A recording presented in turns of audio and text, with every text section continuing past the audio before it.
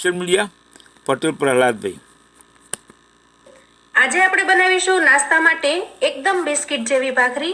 આપણા ગુજરાતીઓની સવાર ભાખરી વગર ન પડે। સવારમાં ચાની સાથે મસ્ત બિસ્કિટ જેવી ભાખરી મળી જાય એટલે નાસ્તામાં બીજું કશું જ ન જોઈએ। તેલ અને પાણીના ઉપયોગ વગર લાંબા સમય સુધી સ્ટોર કરી શકાય એવી ટેસ્ટી અને ક્રિસ્પી બને છે। તો ચાલો ઝડપથી બનાવવાનું શરૂ કરીએ। તો અહીંયા ભાખરી બનાવવા માટે મેં 1 કટોરી જેટલો ઘઉંનો લોટ લીધો છે। આ ઘઉંનો લોટ આપણે રોટલી માટે જે દળાવીએ છીએ એ જ લોટ લીધો છે। ભાખરી માટેનો જે સ્પેશિયલ કરકરો લોટ દળાવીએ છીએ એ મેં નથી લીધો, કેમ કે તમારી પાસે જો રોટલીનો લોટ હોય તો પણ તમે આ રેસીપી બનાવીને તૈયાર કરી શકશો। મેજરમેન્ટથી જોઈએ તો 1 વાટકી લોટથી આપણે અહીંયા 3 ભાખરી બનાવીને તૈયાર કરી શકીએ। અને હા મિત્રો, તમારે જો ભાખરી કેટલી બનશે એનું માપ લેવું હોય તો તમે આ રીતે પણ લઈ શકો છો।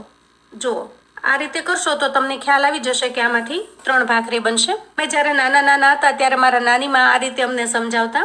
ખાસ કરીને જે બિગનર્સ હોય એને ખ્યાલ ન આવે કે કેટલા લોટમાંથી કેટલી ભાખરી બનશે, તો આ રીતે એ લોકો કરી શકે છે। જુઓ, તો અહીંયા 3 ભાખરી આપણે બનાવીશું। તો લોટને અહીંયા ચાળી એકદમ ચોખ્ખો કરીને મેં લઈ લીધો છે। હવે લોટ અહીંયા આપણે એકદમ સિમ્પલ જે રોટલીનો હોય એ લીધો છે। તો એને થોડો કરકરો બનાવવા માટે હું અહીંયા એકદમ જે ઝીણો રવો આવે છે એ ઉમેરું છું। તો અહીંયા માત્ર 2 ચમચી જેટલો રવો આપણે એડ કરવાનો છે। તો 3 ભાખરીના લોટની સામે તમે 2 ચમચી જેટલો રવો એડ કરશો તો ભાખરી એકદમ ક્રિસ્પી અને ખૂબ જ મસ્ત બનીને તૈયાર થશે।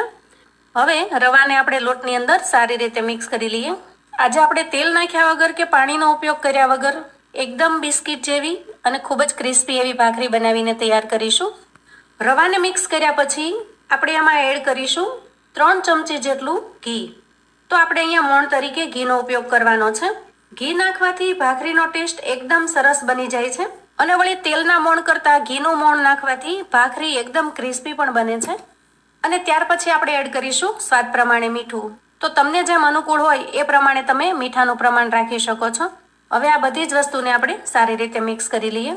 તો ભાખરી બનાવવી એમાં કોઈ કારીગરી નથી, આપણે બધા જ ઘરમાં ભાખરી બનાવતા હોઈએ છીએ। પણ આ રીતે જો તમે ભાખરી બનાવીને તૈયાર કરી શકશો તો તમે 6 થી 7 દિવસ આ ભાખરીને એકદમ કૂણી અને ફ્રેશ રાખી શકશો।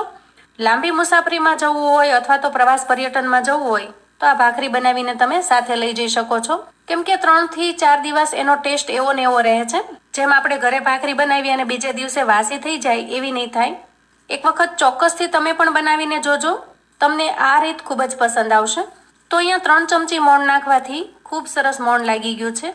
આ રીતે મુઠ્ઠી પડતું મોણ થયું છે। જુઓ, હવે અહીંયા જુઓ, મેં દૂધ ગરમ કર્યા પછી જે મલાઈ વળે છે એ મલાઈ લઈ લીધી છે।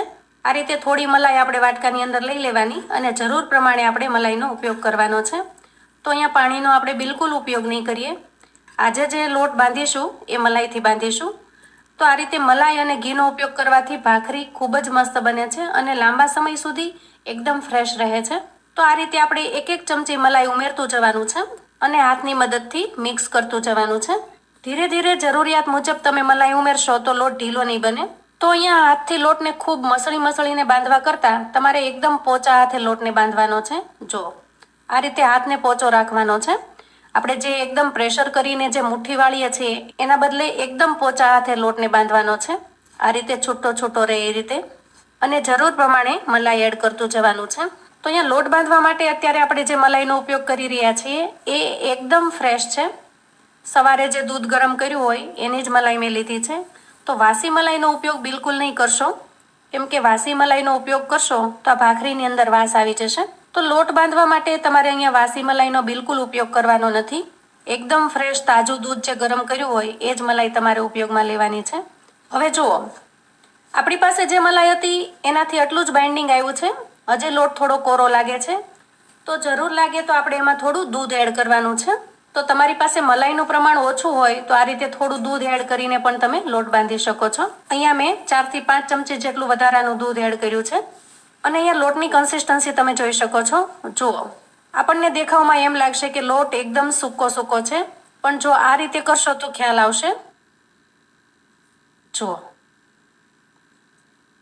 એકદમ સરસ મુઠ્ઠી વળે એવો સરસ તૈયાર થઈ ગયો છે। તો આ રીતે તૈયાર કરી અને આપણે આમાંથી 3 ભાખરીના લુવા લઈ લઈએ। તો મિત્રો, ભાખરી બનાવવાની આ રીત એકદમ સિમ્પલ છે અને એક વખત જો તમે આ રીતે ભાખરી બનાવશો તો પછી રોજે તમે આ રીતે જ ભાખરી બનાવવાનું પસંદ કરશો. બધા જ લોટની અંદરથી આરામથી આ રીતે લુવા તૈયાર થઈ જાય છે. તો અહીંયા જુઓ, આપણે જે માપ પ્રમાણે લોટ બાંધ્યો હતો એ પ્રમાણે 3 લુવા તૈયાર થઈ ગયા છે. અને અહીંયા ભાખરીને તમને જે સાઈઝમાં ગમે એ સાઈઝમાં વણી લેવાની છે. અહીંયા પાટલી ઉપર લુવો મૂક્યા પછી આપણે એને થોડો આ રીતે કૂણવી લેવાનો છે. પછી આંગળી અને અંગૂઠાની મદદથી આપણે આ રીતે પ્રેસ કરતું જવાનું છે. તો ખાસ કરીને જે લોકો નવી નવી રસોઈ બનાવતા શીખતા હશે એને ખાસ ઉપયોગી થશે. આ રીતે આપણે કિનારીને પ્રેસ કરી દેવાની છે અને પછી હાથથી ઉપર દબાવી દઈએ. જુઓ, એકદમ સરસ લુવો બનીને તૈયાર થયો છે. અને હવે આપણે વણી લઈએ. તો જુઓ, આ રીતે આપણે વણીને તૈયાર કરી લીધી છે. તાવડી મૂકી દીધી છે. આપણે જે માટીની તાવડી ઉપયોગમાં લઈએ છીએ ભાખરી બનાવવા માટે એ. અહીંયા તમે નોનસ્ટિક પેનનો પણ ઉપયોગ કરી શકો છો. અને ભાખરીને નાખીશું. તો ગેસની ફ્લેમને અહીંયા બહુ હાઈ પણ નહીં રાખીએ અને સાવ ધીમી પણ નહીં રાખીએ. ગેસની ફ્લેમને આપણે મીડિયમ પર રાખીશું. તો મિત્રો, ભાખરી બનાવવી એ મોટી કલા કારીગરી નથી, પણ 2 થી 3 વસ્તુનું જો થોડું ધ્યાન રાખો તો તમારી ભાખરી પણ એકદમ સરસ બિસ્કિટ જેવી બનીને તૈયાર થશે. ખાસ કરીને લોટ કેવી રીતે બાંધવો, ગેસની ફ્લેમ કેટલી રાખવી, કેવી રીતે ચોળવવી, આ બધી વસ્તુને જો ઝીણવટથી તમે જોશો તો 2 થી 3 વખત બનાવ્યા પછી તમારી ભાખરી પણ એકદમ પરફેક્ટ બનવા માંડશે. નીચેની સાઈડ ભાખરી સરસ ચડી ગઈ છે. આપણે એની સાઈડ ચેન્જ કરી દીધી છે. તો અહીંયા ખાસ એ જોવાનું મિત્રો કે અહીંયા જો બહુ હાઈ ફ્લેમ પર આપણે શેકીશું તો ભાખરી બળી જશે અને એકદમ ધીમી ફ્લેમ રાખીશું તો ભાખરી કાચી ને કાચી રહેશે. પણ મીડિયમ ફ્લેમ રાખીશું તો તમે એને સારી રીતે શેકી શકશો, કેમ કે માટીની તાવડી હોવાથી ભાખરી એકદમ સરસ શેકાઈ જશે. જુઓ, પાછળ એકદમ સરસ ડિઝાઇન પડી ગઈ છે અને હવે આપણે સાઈઝ ફેરવી લીધી છે. જુઓ, એકદમ સરસ શેકાઈ ગઈ છે. તો તૈયાર થયેલી ભાખરીને આપણે લઈ લઈશું અને ભાખરી ઉપર તમને ફાવે એટલું તમે ઘી લગાવી શકો છો. ઓછું ફાવતું હોય તો ઓછું અને વધારે ફાવતું હોય તો વધારે.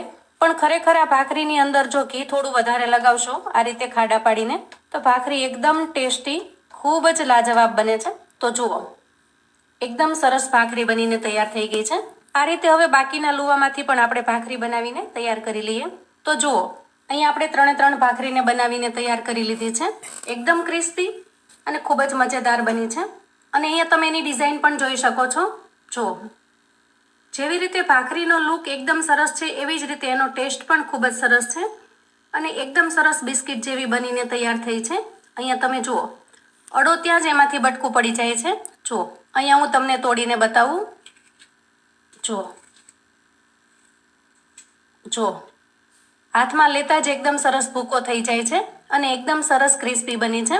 તો ખાસ કરીને અત્યારે વેકેશન પડ્યું છે અને બાળકોને થોડી વારે કંઈ ને કંઈ નાસ્તા માટે જોઈતું હોય છે. તો વેકેશનની અંદર તમે આ રીતે જો બનાવીને મૂકી દેશો તો બાળકોને 4 થી 5 દિવસ એકદમ આરામથી નાસ્તો પણ થઈ જશે અને વારે ભૂખ લાગે ત્યારે બાળકો એન્જોય પણ કરી શકશે.